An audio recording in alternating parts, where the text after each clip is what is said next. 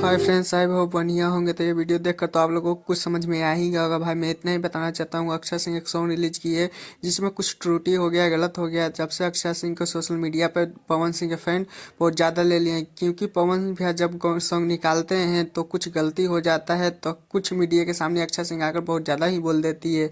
लेकिन खैर, अक्षय सिंह को जवाब डिम्पल सिंह भी दिए है कि अब अपने पे आई है तो मिर्ची लग रही है, किसी को भला बुरा नहीं बोलना चाहिए। लेकिन अक्षय सिंह को क्या ही बोल सकते, इतना पवन भैया का फैन मतलब बोल दे रहे हैं कि अक्षय सिंह को बहुत ज़्यादा ही खराब लगा है।